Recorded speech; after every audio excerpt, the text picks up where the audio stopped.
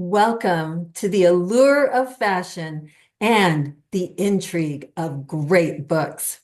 Today, we're giving a salute to functionality and symbolism during difficult times in fashion. I'm your host, Wendy Kendall. I'm a mystery and romance author who loves fashion. The first of my 5 books, Cat Out of the Bag, is available in paperback from harlequin.com and also at Amazon and other online sites. Cat Out of the Bag. Cat is Catherine Watson, purse designer and sleuth. As Catherine moves from designer bags to body bags, she's uncovering clues to a murder, and all that glitters is not Judith Lieber. I recommend my book, Cherry Shakes in the Park, to warm your winter heart. It's a delightful, compelling rom-com with wonderful characters. You'll love the beach town of Bayside with its ferry boats on the scenic Puget Sound. Bryson is torn between his ex-love Marta, a sexy diva that he hasn't gotten over yet, and an enchanting new love, Sonona. Among the mystery, fun, and lots of humor, you'll root for him to find his happily ever after. It's a sweet read. Please check my website, wendywritesbooks.com, for news, including updates on my book 6. I'm finishing final edits on this mystery now. Thank you especially to all the readers who've told me how much they've enjoyed my books. My guest today is Mary Stone, an inspiring author and keynote speaker. She began her career in higher education after earning a master's degree in counseling at the University of Nebraska, Kearney. Lower Columbia College in Longview, Washington, conferred upon her faculty emeritus for her years of outstanding and dedicated service in teaching and counseling. In addition to her career as a college counselor, Mary practiced as a licensed mental health therapist for many years. Mary loves to write, garden, travel, do puzzles, and spend time with her family in the Pacific Northwest. Listener, if you love a soulful read, Mary Stone's books are for you. Welcome, Mary Stone, in pursuit of fashion and fiction. Thank you, Wendy, for having me on your podcast. This is a lovely, lovely venue, and I just really appreciate this opportunity, and especially an opportunity to share the interweaving of fashion in the era of 1940. Oh, nice. It's just been so wonderful that I got to meet you. It was wonderful meeting you in person. And Mary, you know, I'm a lover of iconic fashion, but I am also a pragmatist. So function and practicality are critical components of fashions for me. I believe runway fashion needs to be livable. Just as life evolves, fashion must change for the times. One of the fashion indicators I look to showing changing times is the style of bags we use to carry what we need. Styles change as what we need to carry changes. What is a fashion indicator of change that fascinates you, Mary, and why? Practicality and functionality are absolutely there for me as well. At the beginning of the 1940s, women were wearing dresses, men were wearing suits and the felt hats, and in a sense, it was a little bit more formal. I tried to weave these things into my stories so I could invite readers directly into the scene where they could actually see the characters and see what they were wearing and how it affected the interactions of people. As World War II progressed, clothing became more practical and simple as women's roles changed. Women were working in factories, they were taking over men's jobs, etc. Therefore, pants became very, very common for women during this time. Some of them even ended up wearing overalls. However, the utility clothing was designed with minimal trimmings. The accessories just weren't there. It was just fluff, and they weren't interested in that because of the practicality. Secondhand and homemade clothing, especially for children in rural areas, however, remained constant during this time. But that said, this definitely was an era of changing fashion. Well, I have to say, you have written such a heartfelt and powerful and touching historical book, a collection of short stories about children during World War II. Your book, The Innocents at Home, Children of the 1940s, shows vividly the World War from children's eyes based on real events of that decade, and it is just a touching read. What inspired your book? Well, first of all, I love writing short stories and I love historical fiction. I noticed that there were just a very few books on the market with the point of view through a child or children. Um, just a few. And I thought, you know what? I really want to bring readers what it was like to be a child during this decade. What did they feel? What did they think? What did they see? I just wanted to show that. And I didn't want to limit it to the United States either. I wanted to do a global treatment. And in the 1940s, this was a time where children were to be seen and not heard until now when I wrote their stories. So The Innocents at Home tells stories of war, disease, internment, loss, bullying, prejudice, faith, love. I mean, just lots of different things, but mostly the normalcy of these children living normally in an abnormal world at this time during this decade. And while these stories are fictional, the characters are fictional as well, but everything's based on the real actual events of the 1940s. And in telling each of the narrative, I wanted to bring a unique voice to each child. So the stories in this 18 story collection are from children ages 3 through 18. And I wanted to be just so real about their voices. And I hope that comes through in each one of the tellings. So these stories come through from Poland, Germany, France, and across the United States.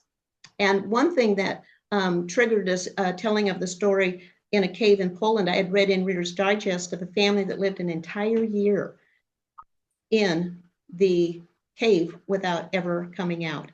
And so I adopted a Polish boy's voice, and that was very unique in the way you read that. So that's what inspired me to write these stories. It really comes through. I mean, these characters they just leap off the page with life. It's just incredible. The war is most certainly a time of function and necessity for armed forces and for civilians. In the opening of the 18 short stories in your book, you write of a family in southern France. Can you tell us a little about their story and their interesting use of a particular part of military equipment?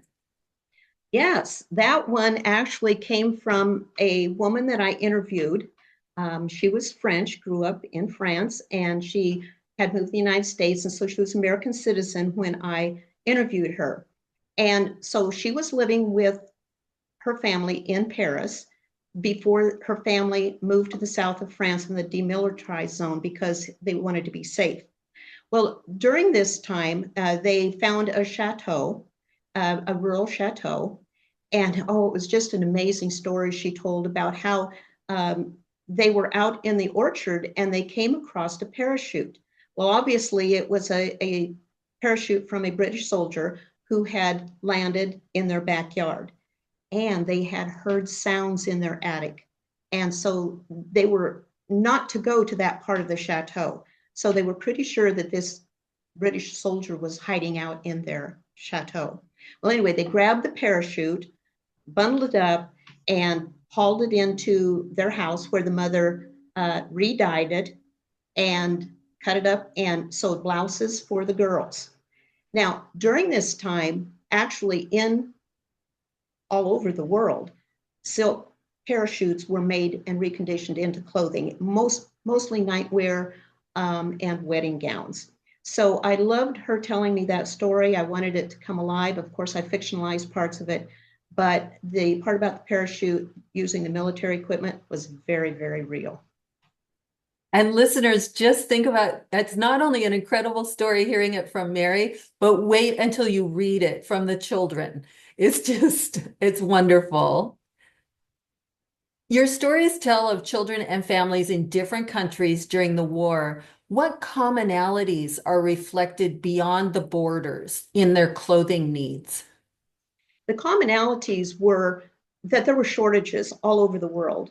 The first priority everywhere was to attend to the material and supplies for the troops, whether it was Germans, English, Americans, or whatever. So that's the biggest commonality, is the shortage of supplies. And so that left common people to have to make do with what they had. That's the biggest commonality when it comes to fashion and design and clothing.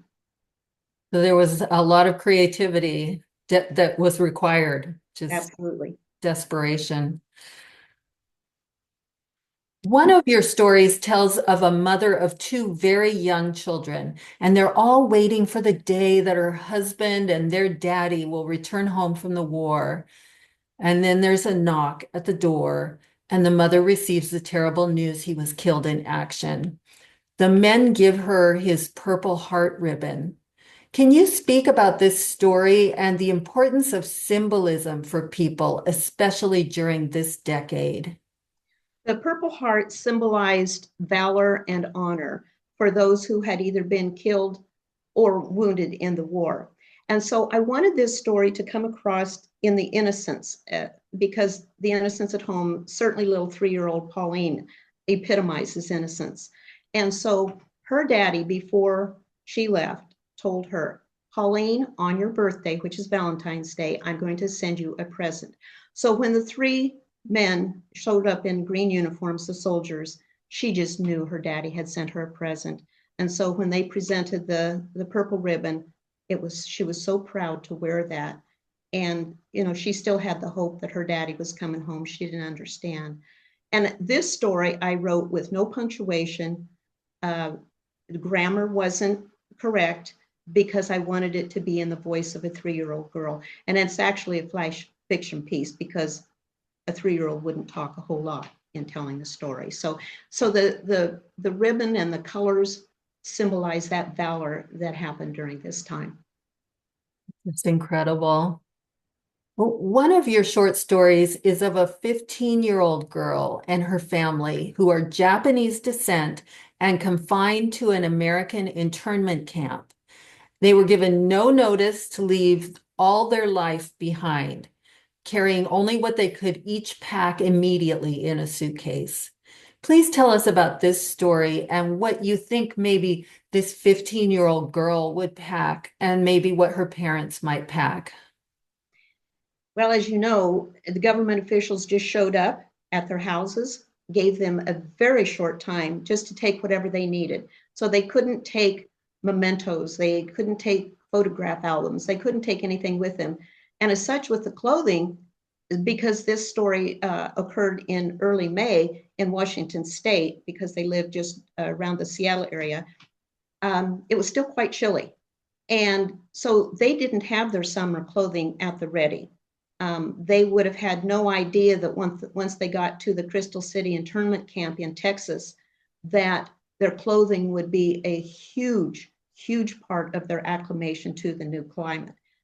Because, as you know, living in Washington, we dress fairly warmly. Yes. Yeah. And even when it gets hot here, it's not blistering like it is in Texas. So Kaori is her name. And I had interviewed a young woman, an Asian woman, who told me that she did not like being identified with others from her country. And so I took that point of view with Kay in the internment camp, that she was with other Japanese students, some who had been here a short time from Japan, and she didn't identify with them. And so she felt very alone and very isolated. And as such, this story I tell through her writing of letters to her Caucasian friend Shirley back in Washington State. And she just so hopes that at the end of the war, when she returns, Shirley won't hate her, because, as Kaori knew, a lot of Shirley's families and friends had been killed by Japanese. So I wanted that to come across, as our hearts needed to go out to these young people that are from different nationalities that lived in the United States. And I'm hoping that it makes an impact on people who read it today, for tolerance and acceptance. I just love that. Mary, your writing is so very moving and vivid and touching. Would you treat our listeners to a reading? I would love to do that. Okay, so as we had spoke earlier, we had talked about the story Berta's Questions, and Berta is the 11-year-old daughter of a commandant of Auschwitz. Her mother has died. Her aunt has sent her to live with her father in the compound, and she has such a heart for all of the Jewish people that are coming through the camp. She makes friends with a little girl and her mother in the warehouse, and she gets word that she's to be sent back home to her aunt. And so she wants so badly to do something to make a difference. And so she has a huge trunk, and she finally convinces Esther and Ruth, the little girl and the mother, to get in this trunk to be taken on the train to go back out of Poland, out of Germany and Poland. So this story, I'm just going to read a little bit here. She makes friends with an American journalist named Judith on the train. Judith hears voices in the next compartment, but she's not real sure what those people talking are. She thinks it's just Berta, but something else is going on. So this story starts, this segment, when the train stops. Berta's Questions. The train whistle shrilled, announcing Berta's arrival home. Her heart hammered in her chest. Tante Frida knew nothing of the surprise awaiting her. Berta wasn't exactly certain of her aunt's political sympathies, but she hoped they aligned with hers. The train rolled to a stop. Berta spied her aunt on the platform, her eyes anxiously searching the compartment windows. 3 guards paced by her side. Berta knew immediately what they were waiting for. She stepped into the hallway. Judith walked toward her. It's now or never. Berta lowered her voice. I'm in need of help. Judith's eyebrows raised. I left my father's house, taking things I knew my aunt would want, without his permission. He has sent soldiers to retrieve my trunk. Berta started to cry. Papa simply can't have them back. My mother is dead, and it's all that I have left for my aunt and for me. How can I help, dear? I noticed a trunk in your cabin. Judith nodded. Would you mind changing rooms with me? So when the soldiers board, they can check your trunk and see that what Papa thinks I took, they'll see he was mistaken. I guess there's no harm in that. She handed Berta her trunk key. As soon as they leave, I'll retrieve my trunk, and no harm will be done. Judith smiled conspiratorially. You, my dear child, are going to make something of yourself in this world.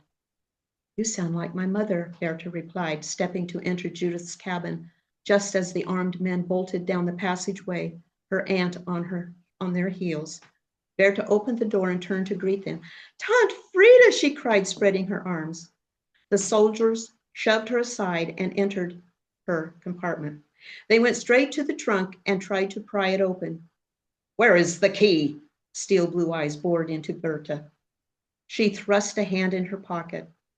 Her fingers touched 2 keys, electrifying her with terror. What if she gave them the wrong one? Bildik! The command for her to hurry zinged through her. Berta fumbled with the keys, hoping she would pick the right one. As her hand pulled from her pocket, the soldier grabbed her arm and wrested the key away. He forced it into the lock.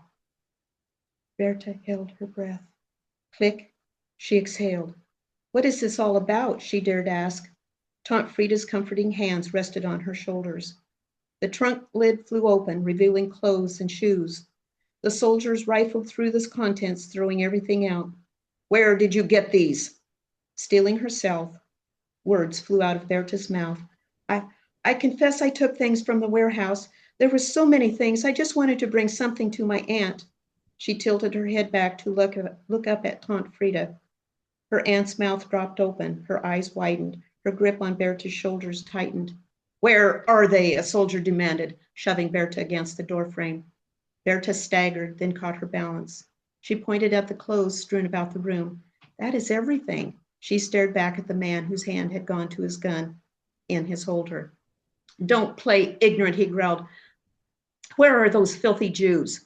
Tante Frida stepped fully into the room. She gathered the clothes and shoes and packed them into the trunk. Answer me, the soldier ordered. I don't know what you're talking about. That woman and child from the warehouse. Oh, them. I expect they returned to their bunks. Finished putting everything back into the trunk, Tante Frida straightened. Now that you have seen the child has nothing of value to hide, would you load this into my motor car, and I'll be sure to report to Commandant Zeitner of your courtesy in helping his innocent daughter. When the men at last managed the trunk out and onto the station's platform, they easily carried it to Tante Frida's Zeppelin. You will need to fold back the canvas top as the vehicle's trunk won't accommodate Berta's box, Tante Frida instructed. Be careful to spread those on the seat to prevent damage. She pointed to a patchwork quilts piled in the back. While the men loaded her trunk, Berta searched the train window for Judith. As the train huffed away, she spied her. As they locked eyes, Berta then remembered the key in her pocket. Did I lock Ruth and Esther inside? Berta's throat constricted. Judith would not be able to get them out, at least not without involving someone else, someone who would likely betray them. What I hope to show here is the contrast between evil and compassion. Where Berta met Esther and Ruth was in the warehouse where the clothes had been piled high and deep, the clothes that had been stripped from the Jews before they were sent to the showers. And so here you have Berta's compassion, rescuing someone, loving them, putting them in a trunk, supposedly for clothes, and then contrasted against the evil that was back in the compound. It's just incredible. It's very incredible. Thank you for that great reading. You're welcome. I'm going to speak for a couple of minutes about military fashion impacts on Main Street. So by the 1940s, France had long been the center of women's fashion design. Then in 1940, German forces occupied Paris until late 1944. While some designers left Paris, many stayed and continued to design. These designs were drastically different from what other countries were wearing. An interesting designer note, too, Coco Chanel was a controversial figure at this time, some saying she was a German spy, but she was never charged with anything. Fashion during the war was dominated by rationing. In the US, clothes rationing never became as severe as other countries. American design did well during the war, especially ready-to-wear, simple casual styles that proved trendy and popular. Soldiers returning home after the war carried more than battle scars. Society inherited new styles which were invented by necessity during combat and silently became part of everyday style. Trench coats, bomber jackets, knit undershirts, pea coats, chino pants, and aviator glasses all have roots in World War II military clothing. With so much military surplus available after the war, civilians would buy and wear military clothing for several more years. The smart simplicity of utility clothing quickly lost its appeal with the launch in February 1947 of Dior's defining post-war style dubbed the New Look by fashion editor Carmel Snow. Officially named the Corolle line, the new look was characterized by rounded shoulders, a cinched-in waist, and significantly a long, full skirt. No more simple utilitarian lines. America led in the sportswear revolution throughout the 1940s, and central to the spread of the casual leisure look was Katharine Hepburn. Both Hepburn's on-screen and off-screen wardrobes ensured her status as an icon in the 1940s. Hepburn's high-waisted slacks and button-down shirt look epitomized the emerging American look in the 1940s. Though many men stuck to uniforms or suits they already owned, a controversial men's style rose to prominence in 1943. The zoot suit evolved from the popular drape suits that were seen on the dance floor in Harlem in the 1930s. The suit consisted of an oversized jacket and voluminous trousers that were tapered at the ankle to avoid tripping.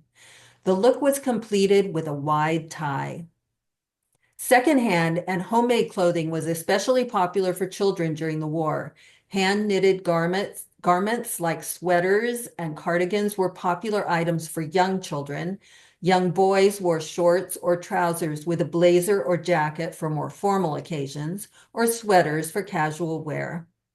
Along with knitted pieces, cotton dresses were popular for young girls. Peter Pan collars, puffed sleeves, and full skirts were present in most designs. Smocking on the bodice was especially prevalent. Where girls' dresses in the 1930s had high waists, most styles in the 40s had defined natural waists. And older girls wore pleated skirts with jackets, and their clothes began to resemble women's fashion. So, Mary, is there a human trait you found in your writing of these stories of the innocents at home, children of the 1940s, that characterizes the young children of this terrifying era? Yes, there are three traits that just rang true through every story. Number one, of course, was the innocence. Each child was innocent in his own way and in own culture. Secondly, their resilience. These children were so resilient, and you will see that among the baby boomers today, still resilient. And thirdly, of all, is that they were able to remain normal in abnormal circumstances. That just spoke to me loudly as I wrote each one of these stories. Well, Mary Stone, thank you so much for sharing this fashion and fiction journey with us. What's coming up next for your readers to look forward to? Hopefully, if all goes well, in May, I hope to publish Silent Please. It is a inspirational romantic suspense. And of course, there's lots of romance, there's suspense, there's mystery. A woman walking by a mansion on Lake Sacagawea in Longview, Washington, glances in a window and locks eyes with an elderly lady just moments before she is shot. And so that's the beginning of the story. Okay, I'm hooked. Thank you, Mary Stone. Listeners, you can access Mary Stone's books on Amazon and can contact her on Facebook page, Mary Muckle Stone. And you can look down below in the description on YouTube to see exactly on the Facebook page. And also Mary responds to those who want to connect. And by the way, would be a hit for your book club. So she can join by Zoom or if you're within an hour's drive, she'll show up there. Caution, there is another Mary Stone author on Amazon, so search for her book title, The Innocents at Home, Children of the 1940s. And you're invited to my website, wendywritesbooks.com, to see my books and explore more on fashion and fiction. Thank you, listeners, for joining us. Be sure to like and subscribe so you never miss an episode. And join me next time for the allure of fashion and the intrigue of great books.